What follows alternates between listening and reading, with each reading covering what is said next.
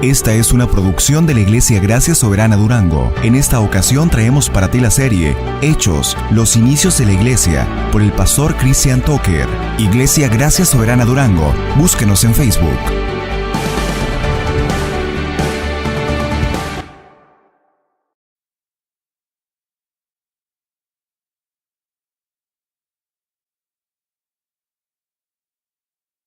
Hechos capítulo 28, voy a leer la última parte del versículo 15.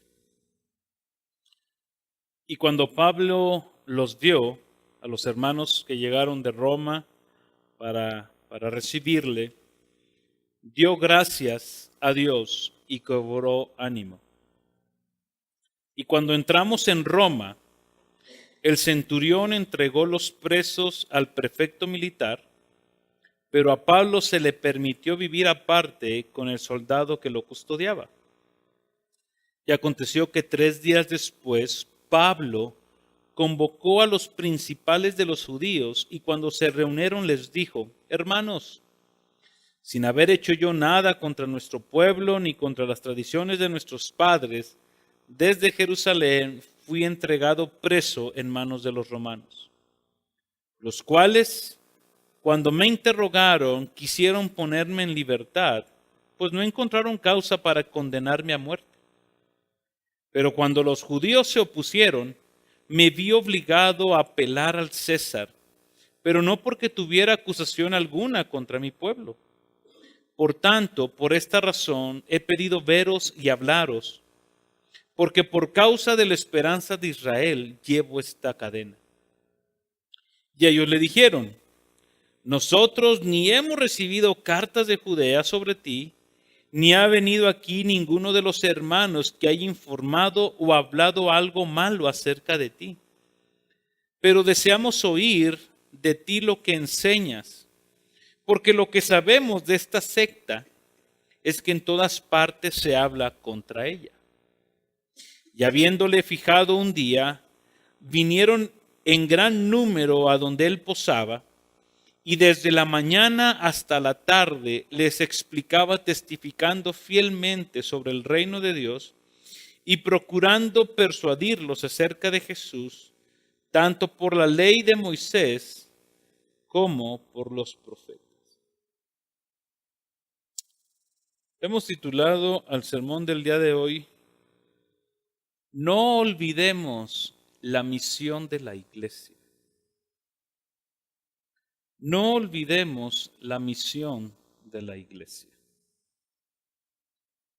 Pablo llegó a Roma a cumplir los propósitos de Dios, no sus propósitos, no los planes que él tenía. Dios había demostrado su fidelidad, su cuidado y su amor por Pablo y los demás para que su evangelio avanzara, para que la obra de Jesucristo fuera dada a conocer. A Pablo se le había dicho que él iba a testificar en Roma, que él era necesario que él llegara a Roma. Los historiadores cuentan que para cuando Pablo llegó a Roma ya había una iglesia en Roma. Pablo no la conocía, eso lo vemos en la carta a los romanos. Pablo tenía deseos de estar con ellos y de compartir entre ellos un don para ser alentados los unos con los otros. Muy probablemente la iglesia de Roma se fundó en Hechos capítulo 2, cuando el Espíritu Santo fue derramado. Pedro habló el primer sermón, se convirtió mucha gente y allí había gente de Roma. Entonces, cuando Pablo llega a Roma, ya había una iglesia establecida. Pero Pablo no era un hombre conocido en Roma, pero el evangelio sí. A tal punto que nosotros vemos capítulos atrás, cuando Claudio mandó sacar a todos los judíos de Roma por andar de revoltosos, según ellos, cuando fue culpa de otras personas, pero ellos, los judíos, fueron sacados de Roma y muy probablemente también los cristianos, porque todo fue a causa de un malentendido de los cristianos, de Cristos que andaba causando una revuelta. Pero Pablo tenía un propósito: llegar a Roma a predicarles el Evangelio. Y fue a los romanos que les dijo: porque no me avergüenzo del Evangelio, porque es poder de Dios para salvación de aquel que cree, del judío primeramente y del gentil. Fue a ellos a quien Dios mandó. ¿Por qué titulamos así el sermón? No olvidemos la misión de la iglesia. Porque después de 30 años de historia, que nos encontramos en el capítulo 28, ya para terminar Hechos, vemos a Pablo haciendo algo, predicando el Evangelio, no olvidándose de la instrucción que Dios había dado a los apóstoles y que ha dado a toda la iglesia en todo el mundo, en todos los tiempos. La encomienda de Jesús la encontramos en Mateo capítulo 28, versículos del 18 al 20, cuando Él dice: toda autoridad me ha sido dada en el cielo y en la tierra. Id pues y haced discípulos de todas las naciones, bautizándolos en el nombre del Padre, del Hijo y del Espíritu Santo, enseñándoles a guardar todo lo que os he mandado. He aquí, yo estoy con vosotros todos los días hasta el fin del mundo. Lucas narra que después de que Jesús dio esas palabras, Él fue ascendido al cielo, y todavía antes de ser ascendido al cielo, ya en esa parte de la historia que encontramos en Hechos capítulo 1, Jesús volvió a recordarles a los discípulos cuál era su misión. Y en el 1:8 nosotros encontramos a Jesús diciéndoles: recibirán poder del Espíritu Santo para que me sean testigos de mí en Jerusalén, en Samaria y hasta lo último de la tierra, o hasta los confines de la tierra. Jesús quería que ellos comprendieran bien cuál es el llamado del cristiano: ser testigos de Jesús. Testificar de la obra de Cristo, de su vida perfecta en obediencia y sumisión, de la muerte sustitutoria en la cruz del Calvario y de una resurrección gloriosa que afirma, o que es el amén a todas las promesas que Él hizo, por el cual el Padre aplacó su ira, derramó su misericordia sobre nosotros. Pablo, el día de su conversión, cuando el Señor lo rescató, a Pablo se le dio una encomienda. En el capítulo 9, versículo 15 y 16 encontramos esta encomienda. Le dijo el Señor a Ananías: ve, porque él me es instrumento escogido para llevar mi nombre en presencia de los gentiles, de los reyes y de los hijos de Israel, y yo le mostraré cuánto debe padecer por mi nombre. El primer día de su conversión, él tenía que entender algo: te he salvado para que des testimonio de mí. Cuando Pablo, en el transcurso de la historia, nosotros vimos ahí en Hechos a varios de sus discípulos acercándose a él, y uno de los más famosos o de los más cercanos, a los cuales él mismo llamaba su hijo, fue Timoteo. Y Timoteo, cuando Pablo ya estaba también por morir, a Timoteo le dio las siguientes palabras. En la segunda carta a Timoteo, capítulo 1, versículo 8, Pablo le dice: no te avergüences, Timoteo, de dar testimonio de Jesús. Pablo ya estaba para ser muerto. Segunda la carta a Timoteo es como el testimonio de Pablo, sus últimas palabras. Y lo que Pablo le está pidiendo a Timoteo es: no te avergüences del testimonio de Jesús. En el capítulo 2, versículo 8, le dice: acuérdate de Jesucristo, resucitado de entre los muertos, descendiente de David conforme a mi evangelio. Y más adelante, en el capítulo 4, Pablo le dice estas palabras a Timoteo, y quiero que todos me acompañen, por favor. a la segunda carta a Timoteo, capítulo 4, versículos 1 al 4. Dice así: Te encargo solemnemente, en la presencia de Dios y de Cristo Jesús, que ha de juzgar a los vivos y a los muertos, por su manifestación y por su reino. Aquí está el encargo. Predica la palabra. Insiste a tiempo con la palabra. Insiste fuera de tiempo con la palabra. Redarguye, reprende, exhorta con mucha paciencia e instrucción, porque vendrán tiempo cuando no soportarán la sana doctrina, sino que teniendo comezón de oídos, acumularán para sí maestros conforme a sus propios deseos, y apartarán sus oídos de la verdad y se volverán a mitos. En la mañana, en el ensayo de alabanza, platicando con Itzel, decía, ¿y por qué estábamos hablando de un cantautor? ¿Por qué se desvió? Y decía, porque para todo hay mercado. ¿Tú quieres escuchar? ¿Qué quieres escuchar? Lo que tú quieras escuchar, eso te damos. Si queremos tenerte contentos, vamos a predicar acerca de la fe, de la prosperidad, de la sanidad, no sé, o sea, cuántas cosas se puedan predicar para tener a la gente contenta y tener la iglesia llena. Pero cuando vemos las palabras de Pablo y nos dice, pues tú redarguye, ¿verdad, Pablo? Tú, Timoteo, o sea, tú exhórtalos, sé paciente, exhórtalos, porque habrá alguien que les hable de lo que quieran oír. Habrá alguien que les quiera dorar la píldora y con una embarradita de Biblia, 2 pasajitos ahí, y la gente va a estar ahí pegado. Y Pablo dice, tú exhórtalos, tú predica el evangelio. Acuérdate de Jesucristo y este crucificado.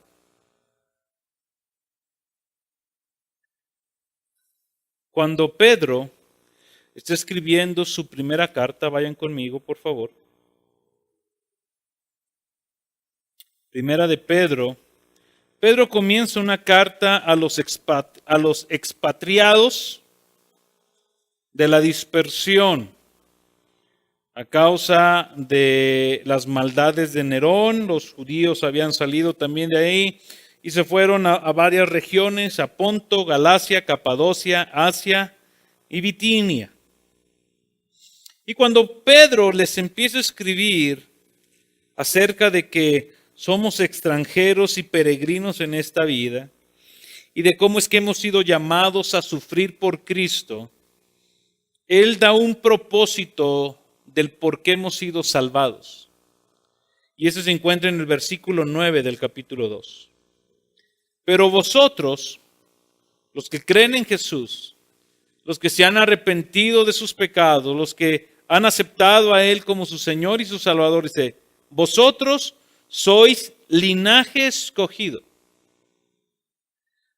real sacerdocio, nación santa, un pueblo adquirido para ser posesión de Dios, con el propósito, con el fin, con la meta de que anuncien las virtudes de aquel que los llamó de las tinieblas a la luz admirable. Porque vosotros en otros tiempos no eran pueblo, pero ahora sois el pueblo de Dios. No había recibido misericordia, pero ahora habéis recibido misericordia. ¿Y por qué quise empezar con esto? Porque es muy fácil, mi hermano, que dentro de nuestra sociedad tan modernizada y con tantos reflectores por querer acaparar en nuestras vidas, perdemos de vista cuál es el propósito de nuestra vida. Con mucha facilidad perdemos de vista cuál es el propósito de los dones que Dios te ha dado. Con mucha facilidad perdemos de vista cuál es el propósito de los talentos que Dios te ha dado, del negocio que Dios te ha dado, de la profesión que Dios te ha dado. Y digo que perdemos de vista muy rápido porque lo vemos de manera muy horizontal. Creemos que tanto los dones, los talentos y el trabajo que tenemos o lo que hacemos, Dios nos lo dio para nuestro sustento. Dios nos lo dio para que nosotros podamos crecer en esta sociedad, ser visto, vean cuán talentoso soy, cuán carismático soy, o lo que quieras que la gente piense. Somos muy egoístas, lo vemos muy centrado en nosotros mismos. Por eso es que con tanta facilidad la gente cambia de trabajo. No me siento a gusto aquí y ya me voy. Porque piensa que ese trabajo le fue dado por Dios para que él se sintiera a gusto. Si no, Pedro no escribiría y diría, bueno, cuando te toque trabajar con un jefe insoportable, ahí permanece. ¿Por qué? Porque es en esa misma carta donde Pedro nos dice, el propósito de que él te haya escogido es una sola. Que anuncies las virtudes de Jesús. Anuncies a aquel que vino, como ahorita cantábamos, que era Dios y que no consideró aferrarse a ser Dios, sino que tomó forma de siervo, se humilló, nació en un pesebre, estuvo criado por 2 pecadores, tuvo que aguantar la maldad de un hombre que lo quiso matar, para que a los 33 años lo matáramos de todos modos. Pero él resucitara al tercer día. Ese es el propósito de nuestra salvación. Anunciar a Jesús.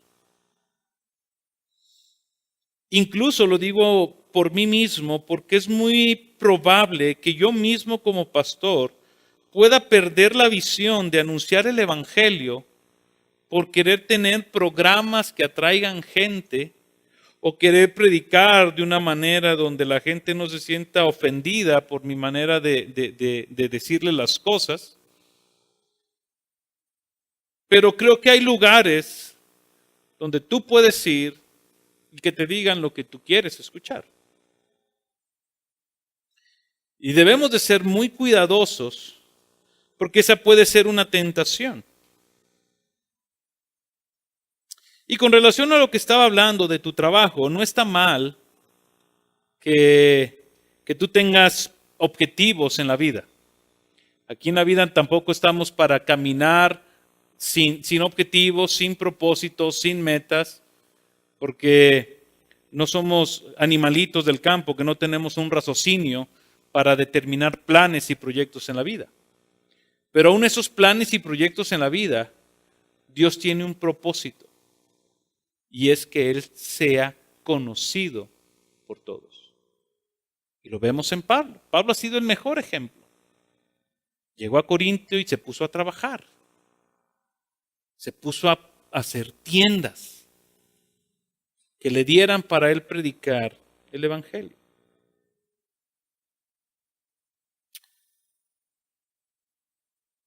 Cuando tú y yo enfoquemos y direccionemos todos nuestros proyectos, planes y propósitos para que el nombre de Cristo sea dado a conocer, el fracaso nos sabrá a gloria. Las aflicciones nos sabrán dulces. Y serán los objetivos más satisfactorios hacia los cuales podemos apuntar cuando el nombre de Cristo se ha dado a conocer. Vamos a nuestro texto. ¿De dónde sacamos todo esto? Hechos, versículos 16 al 20. Pablo hace una convocatoria. Pablo dice, cuando llegamos a Roma, el centurión entregó los presos al prefecto militar, pero a Pablo se le permitió vivir aparte con el soldado que lo custodiaba. Y aconteció que 3 días después, Pablo convocó a los principales de los judíos y cuando se reunieron les dijo, hermanos, sin haber hecho yo nada contra mi pueblo ni contra las tradiciones de nuestros padres desde Jerusalén, fui entregado preso en manos de los romanos, los cuales me interrogaron, quisieron ponerme en libertad, pero no encontraron causa para condenarme a muerte. Pero cuando los judíos se opusieron, me vi obligado a apelar al César, pero no porque tuviera acusación alguna contra mi pueblo. Por tanto, por esta razón he pedido veros y hablaros, porque por causa de la esperanza de Israel llevo esta cadena. Pablo era inocente. Pablo no había hecho nada. De hecho, mismo Pablo, cuando él está frente al concilio, les dijo las siguientes palabras, hermanos, hasta el día de hoy he vivido delante de Dios con una conciencia perfecta. Me he conducido como un buen ciudadano, como una buena persona, en integridad, en honestidad, sobre esta vida. Yo no soy culpable de lo que en ese momento los judíos, el concilio del Sanedrín estaba atacando a Pablo, lo querían acusar. Pablo con esa conciencia dijo, yo no he hecho nada en contra de mi pueblo, ni en contra de la ley de Dios, ni nada. Me he conducido como una persona correcta. Los romanos, cuando lo agarraron, no encontraron nada. Si tú recordarás, cuando él estuvo con Claudio Lisias, él no encontró nada y lo puso en libertad. Bueno, no lo puso en libertad. Lo quería poner en libertad, pero los judíos no querían y lo tuvo que mandar a Félix. Cuando llegó con Félix, Félix lo interrogó y no encontró nada. También lo quiso poner en libertad. Dejó que sus amigos le sirvieran, pero los judíos se opusieron. Entonces lo dejó 2 años preso por querer congraciarse con los judíos, hasta que llegó Festo. Festo lo recibe, lo interroga, no hay nada por qué condenarte, vamos a dejarte libre. Los judíos se vuelven a oponer y vemos que Festo lo manda con Agripa. Agripa lo vuelve a interrogar y una vez más dice, este hombre si no hubiera apelado al César, lo hubiéramos dejado libre. Imagínate, este hombre sí era inocente. No había causado ningún problema. Pero los judíos se opusieron a su libertad y querían matarlo. Fue por eso que Pablo apeló al César. Pablo tuvo que apelar al César porque si estos hombres lo hubieran dejado en libertad, a Pablo lo hubieran matado. Pero Pablo prefirió sufrir. Y algo que me gusta de este texto, si tú ves en el versículo 17 y 18, cuando Pablo está hablando acerca de sus acusadores, no hizo o no respondió de la manera en como tú y yo muy probablemente lo hubiéramos hecho. Pablo cita a los judíos y cuando empieza a hablar de la razón del por qué está ahí, tú dime en qué momento él empezó a hablar mal de los judíos, en qué momento empezó a despotricar contra Claudio Lisias, contra Festo, contra Félix, contra el rey Agripa. ¿En qué momento vemos a un Pablo hablando mal de la gente que le había causado daño? No habló nada malo de ellos. Hermanos, estoy aquí, les dice Pablo, porque me entregaron a los romanos. Tuve que apelar a César. Vea cómo lo dice en el versículo 18. Versículo 19, perdón. Me vi obligado a apelar al César, pero no porque tuviera acusación alguna contra mi pueblo. No apelé al César para decir, ahorita van a ver, les va a caer el chagüistle a todos ustedes. Voy a ir con el César porque él es ciudadano romano. Les voy a contar todo lo que ustedes hicieron para que vean cómo les va a ir. No. Pablo no tenía eso en mente. Pablo le resonaba algo en su mente. Lo que le dijo a Ananías. Ve y dile que es instrumento para que sea testigo mío y él tiene que saber cuánto va a sufrir por mi nombre. Eso le retumbaba a Pablo. ¿Cuál es la razón, dice Pablo, por la cual los ha llamado? Versículo 20. Para darles una explicación de la esperanza de Israel.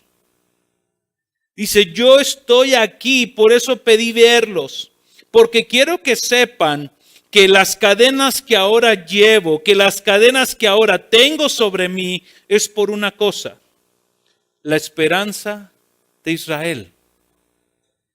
Créeme, cuando Pablo habló a los judíos acerca de la esperanza de Israel, me gusta cómo lo traduce la nueva traducción viviente. Dice así, estoy atado con esta cadena porque creo que la esperanza de Israel, el Mesías, ya ha venido.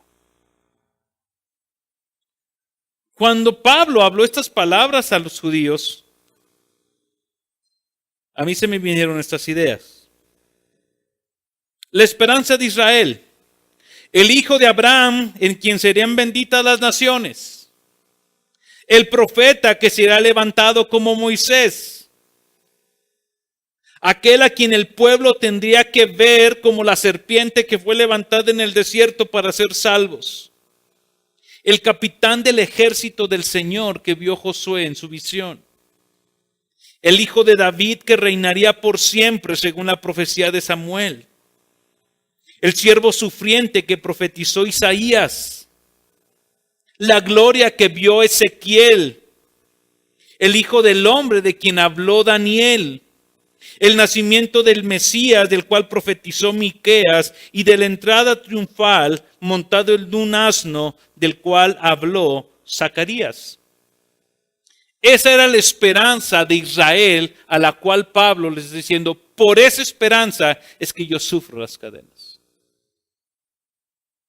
3 días le bastaron a Pablo después de todo un naufragio para recuperarse y ponerse a trabajar. 3 días. Y fueron 3 días donde tuvo que haber sido el traslado del hospedaje, con quién se va a quedar, porque a Pablo todavía por la gracia de Dios lo apartaron, lo pusieron a vivir en otro lugar. La gracia de Dios ahí.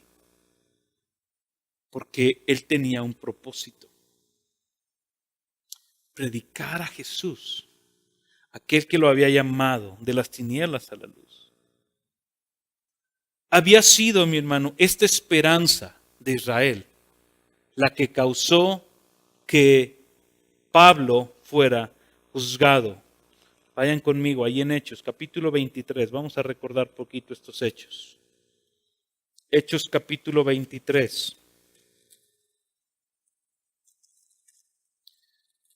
Cuando Pablo está ante el concilio, vean lo que dice el versículo 6. Pablo entonces, dándose cuenta de que una gran parte eran saduceos y otra fariseos, alzó la voz en el concilio.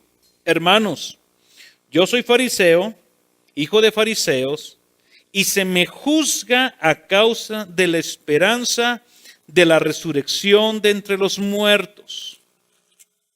Denle vuelta a su Biblia en el capítulo 24, versículo 15, cuando Pablo está ante Félix, vuelve a citar lo mismo.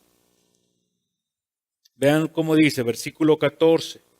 Pero esto admito ante ti, que según el camino que ellos llaman secta, yo sirvo al Dios de nuestros padres, creyendo todo lo que es conforme a la ley y que está escrito en los profetas, teniendo la misma esperanza en Dios que estos también abrigan, de que ciertamente habrá una resurrección tanto de los justos como de los impíos. Y si hay un tema que Pablo repite una y otra vez, vean allí versículo 21. Por la resurrección de los muertos soy juzgado hoy entre vosotros. Este era el argumento de su acusación. Este hombre habla acerca de la resurrección de entre los muertos. Esa era la esperanza. Esta esperanza, mi hermano, era algo que Dios había prometido para el pueblo de Israel. Dios había prometido la vida al pueblo de Israel si el pueblo de Israel cumplía con la ley de Dios. Esa era la ley de las obras. Vayan conmigo a Levítico capítulo 18, versículo 5. Dice, por tanto, guardaréis mis estatutos y mis leyes por los cuales el hombre vivirá si los cumple. Yo soy el Señor. Ezequiel capítulo 20, versículo 11, también Ezequiel habla esta misma promesa. Le di mis estatutos al pueblo, les hice conocer mis decretos, por los cuales el hombre vivirá si los cumple. Había una promesa de Dios. Pablo está hablando de esta esperanza de Israel, la vida que Dios va a dar al pueblo en el cumplimiento de la ley. Y el Nuevo Testamento, Pablo también trajo este mismo entendimiento al Nuevo Testamento, de que si el hombre cumplía con toda la ley, el hombre podría vivir. Lo cita en Romanos capítulo 10, versículo 5. Porque Moisés escribe que el hombre que practica la justicia que es de la ley, vivirá por ella. Y en Gálatas él habla que el que hace las obras de la ley puede vivir por la ley. Ahí había una esperanza al pueblo de Israel. Y Pablo les está diciendo, por esa esperanza yo soy. Pero esa esperanza está en la persona de Jesús, que es a quien él les iba a hablar. El texto todavía aquí no nos dice que va a hablar acerca de Jesús. 3 versículos adelante nos va a dar esta idea. Así que Pablo, mi hermano, empieza a abrazar o abraza esta esperanza de que solo en Jesús y por Jesús él podía soportar estas cadenas. Veamos la audiencia de Pablo. ¿Cuál fue la respuesta? Pablo los convocó para hablar de la esperanza. Todavía no les dice qué esperanza es, pero ellos comenzaron a traer estos textos del Antiguo Testamento. Y ellos le dijeron, versículo 21 y 22, la audiencia de Pablo. Nosotros ni hemos recibido cartas de Judea sobre ti, ni ha venido aquí ninguno de los hermanos que haya informado o hablado algo malo acerca de ti. Pero deseamos oír de ti lo que enseñas, porque lo que sabemos de esta secta es que en todas partes se habla de ella o contra ella. Este hombre le está diciendo, mira Pablo, de ti no tenemos idea, no conocemos nada. ¿Qué es lo que dicen los comentaristas? Muy probablemente los judíos de Jerusalén mandaron una carta informando a Pablo, pero dado el clima, pues esa carta nunca llegó. O dos, iban en el mismo barco las cartas, pero con tanto como el barco se destruyó, las cartas no llegaron. Hay un sinfín de teorías que podemos dar del por qué esta gente no sabía de Pablo. Lo importante es que de Pablo no sabía nada, pero de Jesús sí sabía. Mira Pablo, de ti nadie ha venido a contarnos nada. No ha venido nadie de Jerusalén a contarnos el chisme tuyo. Pero hemos oído, hemos escuchado que por todos lados hablan de esta secta, de los cristianos.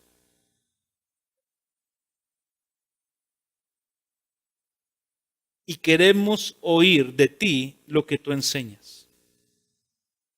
El testimonio de lo que el Evangelio estaba haciendo a nivel personal y local en las demás ciudades fue muy notorio para los habitantes de Roma. Pero vemos que es el nombre de Cristo lo que ellos han escuchado y contra quien se estaba hablando. Los cambios socioculturales, los cambios de carácter en las personas, los cambios familiares que se estaban dando, que el evangelio estaba causando para muchos hombres y mujeres del mundo, era algo loco. Pero para otras personas era lo mejor que les había pasado.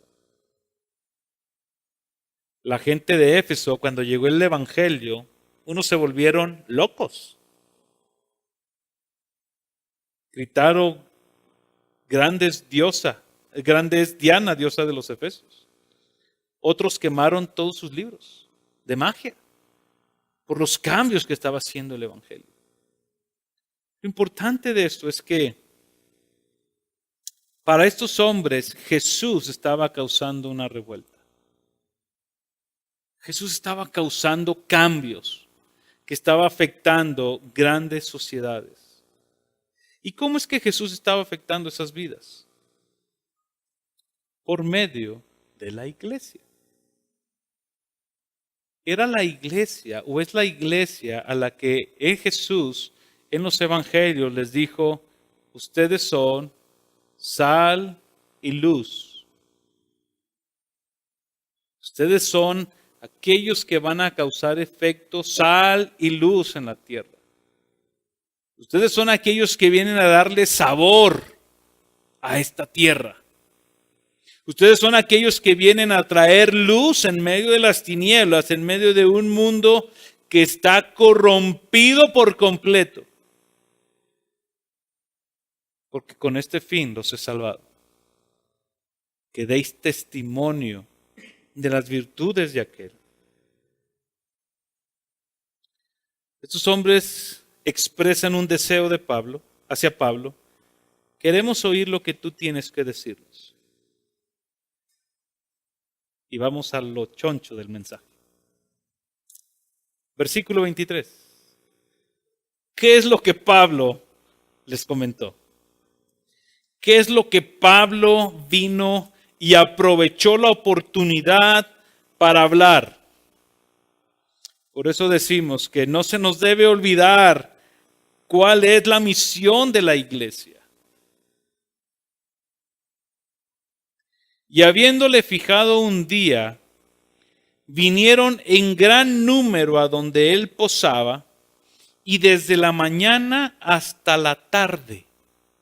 O sea, no fue un sermón de 1 hora, no fue un grupo de casa de 2 horas, fue un sermón largo. Pablo estaba acostumbrado a dar sermones largos, ¿se acuerdan? Era aquel hombre que se le murió, bueno, que se le quedó dormido y que se murió. Lo resucitó, bueno, Dios lo resucitó, pero Pablo estaba acostumbrado a dar sermones largos. Y aquí Lucas dice, desde la mañana hasta en la tarde, desde que salió el sol hasta que se puso, Pablo comenzó y les explicaba testificando fielmente sobre el reino de Dios y procurando persuadirlos acerca de Jesús, tanto por la ley como por los profetas. Pablo no se sentó y les dijo, hermanos, vengan, quiero hablarles de cómo tener fe en Dios para los negocios aquí en Roma. Quiero hablarles de cómo poner nuestra esperanza en Dios para que nunca nos vaya mal y si les va mal, entonces es porque no tienen fe. Pablo tampoco se agarró diciendo un evangelio de la prosperidad o un evangelio de la declaración positiva. No, Pablo tenía una cosa en mente. Jesucristo y crucificado. Fielmente sobre el reino de Dios. Pablo no iba a desperdiciar el tiempo. Es algo que tú y yo hacemos con mucha facilidad. Desperdiciamos el tiempo por medio. No sabemos administrar nuestro tiempo. Debemos aprender a administrar nuestro tiempo. Pablo no desperdiciaba el tiempo. Sabía que los días son malos, que no era tiempo de andar con ocupaciones que no tuvieran una afectación tanto en lo terrenal como en lo eterno. Pablo no iba a desperdiciar el tiempo como si fuera un necio que no conoce la verdad del Evangelio y la realidad del juicio de Dios sobre aquellos hombres que aún están muertos en sus delitos y pecados. Porque así como Dios le libró a 276 personas del barco, esas 276 personas del barco, en algún momento de la historia, murieron. Y si el Evangelio no estaba en ellos, en la presencia del Señor no está. Pablo era un hombre que sabía aprovechar el tiempo. Era un hombre como Nehemías. Por un lado, no recuerden bien la historia de Nehemías, creo que ya me metí yo solito en problemas, pero creo que por un lado tenían la pala, ¿sí?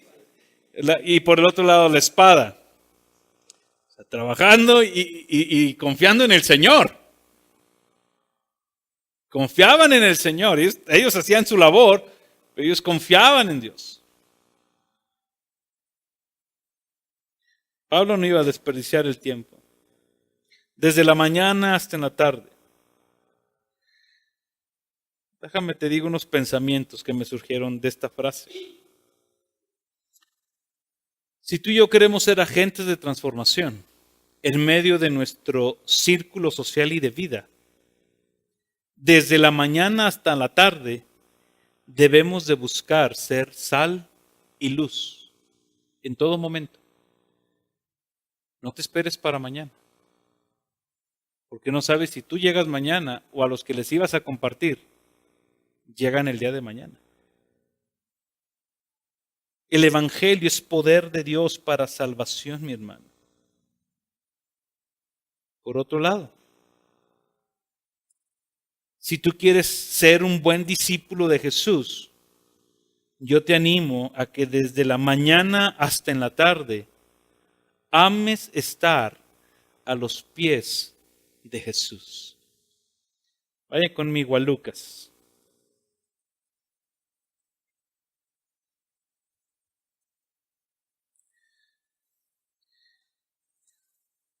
Y aquí nos vamos a identificar muchos. Lucas capítulo 38. Lucas 10, 38. Mientras iban ellos de camino, él entró a cierta aldea y una mujer llamada Marta le recibió en su casa.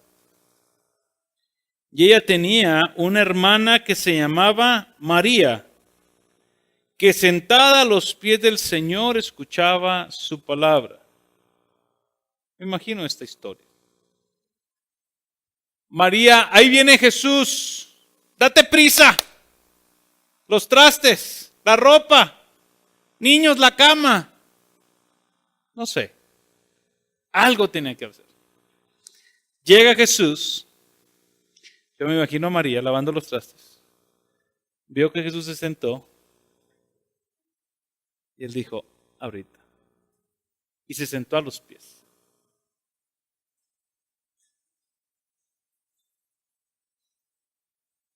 Verso 40. Pero Marta, preocupada con todos los preparativos, y acercándose a él le dijo, Señor, Jesús, te interrumpo un poquito, perdón. O sea, no te importa que yo haga todo. O sea, no estás viendo cómo está paz. Órale, ayúdame. Ayúdame. Ve cuántos son. Y vienes aquí a sentarte, a escuchar al maestro.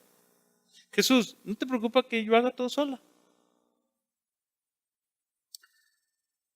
Respondiendo el Señor le dijo, Marta, Marta, Marta. Aquí ponte tu nombre. Roberto, Roberto, Roberto. Selgi, Selgi, Selgi. Tan ocupados en sus cosas, del diario vivir. Pero una sola cosa es necesaria. y esta mujer ha sabido qué es.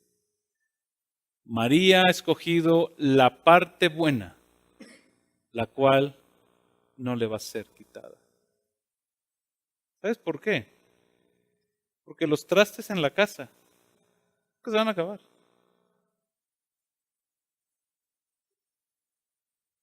Y los hombres, ¿no? Porque ya ves, hay que me ayuden con los trastes que nunca se acaban. Pero los hombres creo que somos todavía mejores para poner pretextos. Todavía somos más buenos para poner pretextos.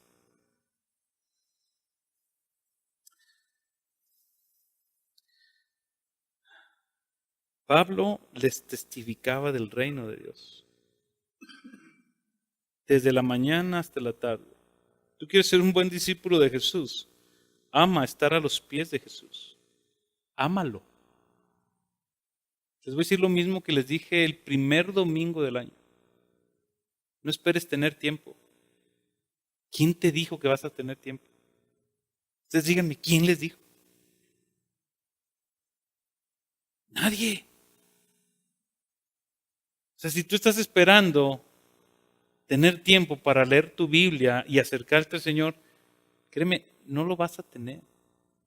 Si tú estás esperando que la iglesia dé un curso de discipulado en donde no se te haga pagar un precio, ¿verdad?, por venir a recibirlo, no lo vas a tener.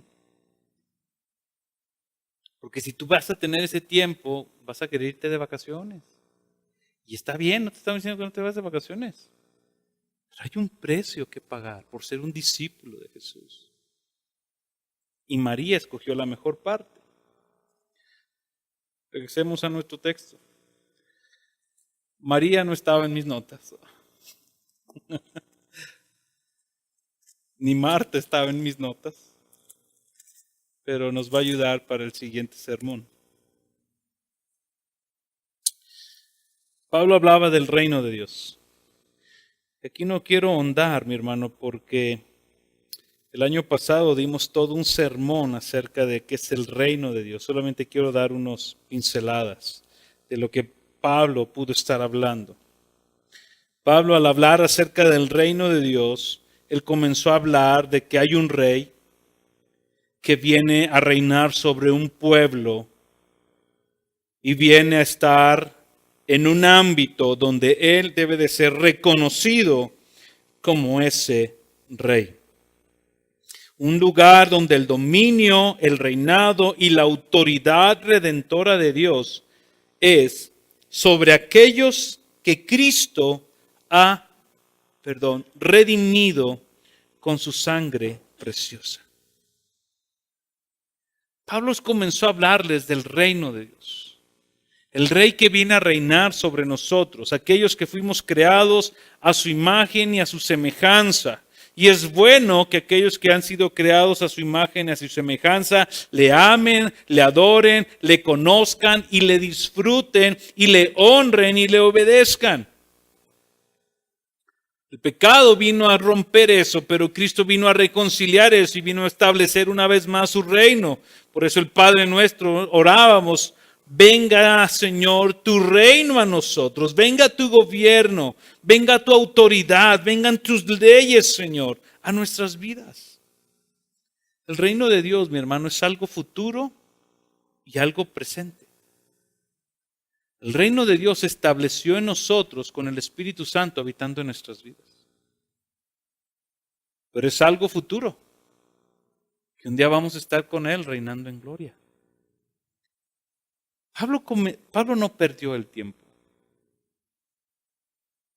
En otros textos nosotros vemos cómo Pablo comenzaba con su testimonio, pero eran así.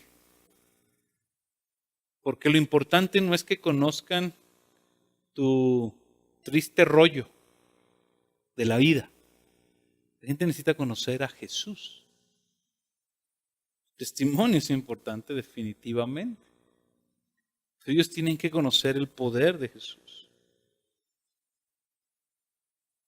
Y dice el texto en el versículo 23. Y procurando persuadirlos acerca de Jesús, tanto por la ley de Moisés como por los profetas. al enseñar acerca del nacimiento, la muerte y la resurrección de Jesús, demostró que Dios prometió la venida del Mesías. Y estaba presentando al Mesías como el único que expía el pecado del hombre, que reconcilia a la humanidad con Dios, que Él ha adquirido eterna justicia y que regeneraría a su pueblo con su espíritu y haría que sus fieles servidores sean herederos con Cristo. Algo que hemos estado haciendo todo este tiempo en los grupos de casa es hablar de una sola persona, Jesús. ¿Qué es el Evangelio de Jesucristo? Y cómo éste vino a morir, a sustituirnos en la cruz del Calvario para salvar a hombres, no solamente que han desobedecido a Dios, que lo han repudiado, que lo han rechazado y que han roto toda comunión con Él. Eso vino a ser el Evangelio. Y Pablo está anunciando estas buenas nuevas. Y les está anunciando que el propósito de la ley, porque Él agarró desde Moisés hasta los profetas para mostrarles a Cristo, porque el propósito de la ley es llevarnos a Cristo. Eso es lo que enseña Pablo en Gálatas capítulo 3. El propósito de la ley es que sea un ayo para guiarnos a Cristo.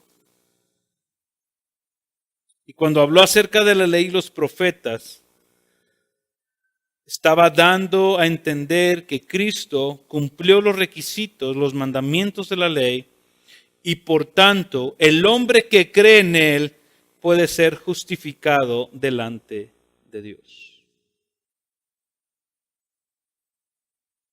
Pablo no perdió el tiempo, ni perdió el propósito de su vida. Con esto termino. Debemos de tener mucho cuidado, yo como pastor y ustedes como parte de este cuerpo, de no perder de vista de qué se trata la vida de la iglesia. La comunión, la hospitalidad están bien, es parte de la vida de la iglesia. Somos un organismo vivo. Pero no debe de haber nada por encima de predicar el Evangelio de Jesús. Y debemos de buscar como iglesia continuamente estar bajo la dirección del Espíritu Santo para que tú y yo podamos prepararnos cada día para ser mejores discípulos de Cristo. En estas dos cosas, de manera muy general, debe de ser lo que tú y yo debemos de buscar como iglesia. Debemos exigirnos como iglesia y debemos de comprometernos como iglesia a presentar el Evangelio de Jesucristo. Así que mañana, hoy en la noche, que te vayas a quejar de que mañana regreses al trabajo.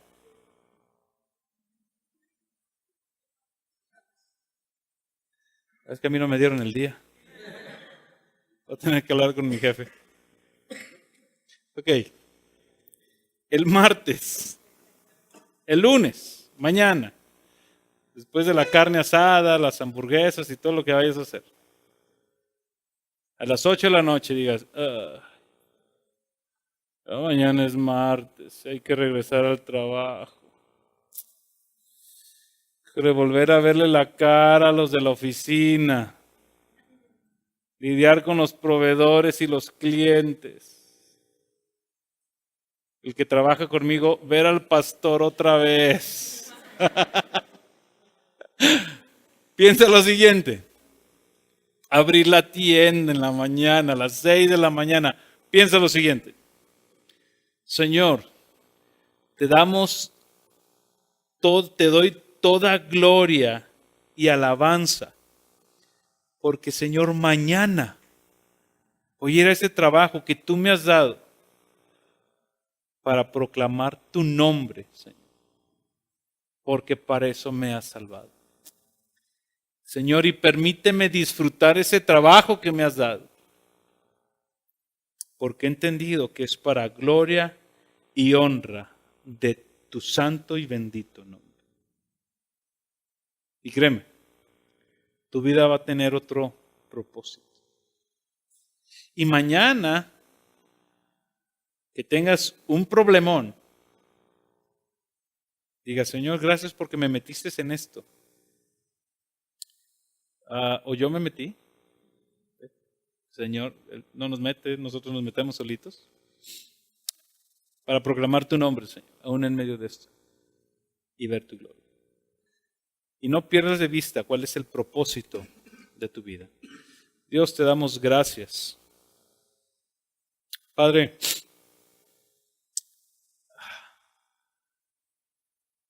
Señor, orábamos al comenzar que te dábamos muchas gracias, Dios, porque hace tiempo tú pusiste a alguien que nos predicó del Evangelio, que no tuvo miedo, que no le dio vergüenza, que no perdió el tiempo, sino que tuvo un propósito en su vida, proclamarnos el Evangelio de Jesucristo. Y hoy estamos aquí, Señor, muchos de nosotros. Señor, queremos rogarte como iglesia. Ayúdanos, Señor. No queremos perder nuestra vida. No queremos desperdiciar el tiempo, Señor, en niñerías. Cuando estamos en un mundo, Señor, que colapsa sin Dios. Mañana, Señor, que nos juntemos con nuestros amigos del trabajo. El martes, Señor, que tengamos que ver a los de la oficina, tratar con clientes, despachar a proveedores, ir con los del banco. El martes, Señor, que me tenga que levantar para arreglarme. Señor, hazme entender un propósito mayor. Que eso me fue dado para que tu nombre sea glorificado. Para que mi vida sirva como un testimonio del poder de Dios. De cómo es que el Evangelio cambia vidas de una manera sorprendente. Señor, que no perdamos de vista nuestro propósito de vida, ni nuestro propósito como iglesia. Anunciar las virtudes de aquel que nos llamó de las tinieblas a su luz admirable. Y hoy, Señor, hasta que vayamos a comer, vayamos, Señor, pensando que a donde vamos a ir a comer, tú nos pusiste hoy ese deseo de comer ahí, para hacer un testimonio de tu gratitud y de tu amor. Te damos gracias, Señor, en el nombre de Jesús. Amén. Búscanos en Facebook y YouTube como Iglesia Gracia Soberana Durango y disfruta de este y otros mensajes. Visítanos, estamos en calle Alberto Terrones, número 733, zona Centro Sur, Durango. Estaremos contentos de recibirte.